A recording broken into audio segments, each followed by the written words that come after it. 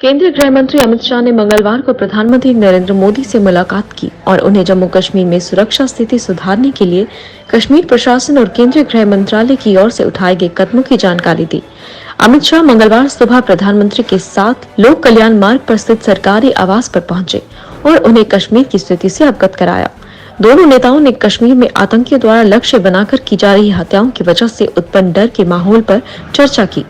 गृह मंत्री ने इस डर की वजह से घाटी से हो रहे पलायन के बारे में भी प्रधानमंत्री को सूचित किया। बैठक में गृह मंत्री ने प्रधानमंत्री को आंतरिक सुरक्षा से जुड़े अन्य अहम मुद्दों से भी अवगत कराया। याद दिलाते कि पिछले 16 दिनों में आतंकी घाटी में 5 गैर स्थानीय समेत 11 लोगों की हत्या कर चुके हैं। इस वजह से वहां डर का माहौल है। जम्मू कश्मीर में खेती कौन करेगा, अब ये जाति से तय नहीं होगा। उपराज्यपाल मनोज सिन्हा की अध्यक्षता में मंगलवार को प्रदेश प्रशासनिक परिषद की बैठक में एक अहम फैसला लेते हुए महाजन और खत्री बिरादरी के साथ सिख समुदाय को कृषि भूमि खरीदने और खेती करने की छूट दे दी। इससे पूर्व अनुच्छेद 370 से पूर्व की व्यवस्था को अब तक ढोया जा रहा था। इसके तहत राज्य में कृषि भूमि खरीदने पर इन बिरादरियों पर रोक थी। इनके संगठन काफी समय से ये मुद्दा उठा रहे थे। सीमा पार पाकिस्तान की कश्मीर में आतंक फैलाने की साजिश के खात्मे के लिए पिछले 9 दिनों से पुंछ के घने जंगलों में आतंकियों के साथ जारी मुठभेड़ को अब जल्द खत्म करने की रूपरेखा तैयार कर ली गई है। जम्मू कश्मीर पुलिस ने जंगल के आसपास रहने वाले लोगों से अपने घरों से किसी भी सूरत में बाहर नहीं निकलने की अपील की है। इतना ही नहीं, स्थानीय लोगों को माल मवेशी जंगलों में चराने के लिए साफ तौर पर मना कर दिया गया है। अपने घरों में बंद हो जाए। एक मरतबा फिर सुने, गांव समूती पलासी में जितने भी आजाद लोग काम कर रहे हैं या अपने बाल बच्चे हैं खेती बाड़ी का काम करने में मुस्लिम, उनको अपील की जाती है कि तमाम अपने घरों में बंद हो जाए। जम्मू में कृत्रिम झील का सपना अब जल्द पूरा होगा। उपराज्यपाल मनोज सिन्हा की अध्यक्षता में मंगलवार को श्रीनगर में प्रदेश प्रशासनिक परिषद ने मंगलवार को तवी बैराज के शेष कार्यों के निर्माण के लिए 73.34 करोड़ रुपए की लागत से संशोधित परियोजना को मंजूरी दे दी है। ये प्रोजेक्ट ई टेंडर के बाद ठेकेदार को 10 महीने में पूरा करना होगा। तवी नदी पर प्रस्तावित बैराज प्रतिष्ठित कृत्रिम झील परियोजना की 3 उप परियोजनाओं में से एक है। ये जम्मू में क्षेत्रीय पर्यटन को बढ़ावा देने के लिए बोटिंग और वाटर स्पोर्ट्स जैसी मनोरंजक गतिविधियों के लिए है। केंद्र शासित प्रदेश जम्मू कश्मीर में डेंगू के मामले आना जारी है। मंगलवार को डेंगू के 11 और मामले दर्ज हुए। इन्हें मिलाकर अब तक जम्मू कश्मीर में 378 लोगों में डेंगू की पुष्टि हो चुकी है। सबसे अधिक प्रभावित जम्मू, कठुआ और सांबा 3 जिले हैं। स्वास्थ्य विभाग के आंकड़ों के अनुसार अभी तक जम्मू जिले में सबसे अधिक 241 मामले हैं। वहीं सांबा जिले में 29 और कठुआ जिले में 64 लोगों में डेंगू की पुष्टि हुई है। यही नहीं, उधमपुर जिले में भी 6 लोगों में डेंगू की पुष्टि हुई है।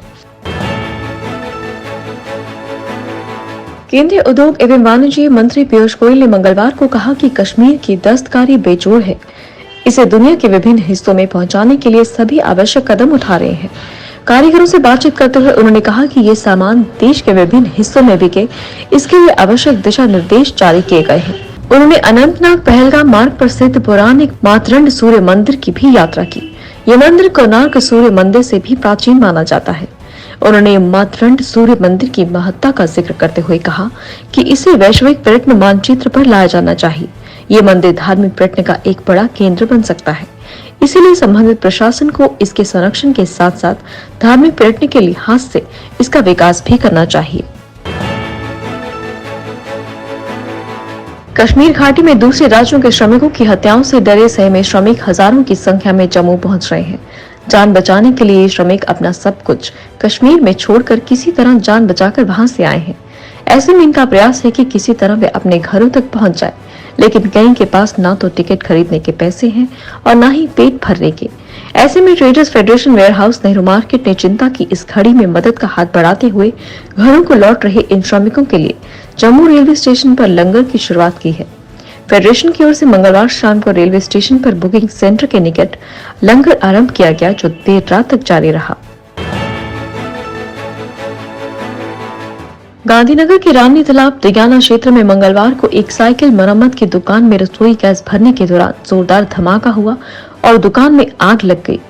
आग तेजी से भड़की और उसने साइकिल मरम्मत की दुकान के साथ बनी 2 दुकान व जलेबी की रेहड़ी को अपनी चपेट में ले लिया।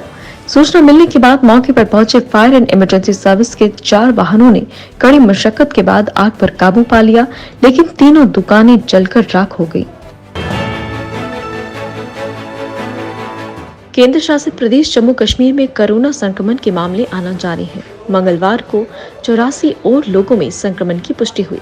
इसे मिलाकर अब तक कुल 3,31,221 लोगों में संक्रमण की पुष्टि हो चुकी है। वहीं 97 मरीजों के स्वस्थ होने के बाद अब तक 3,25,999 मरीज स्वस्थ हो चुके हैं।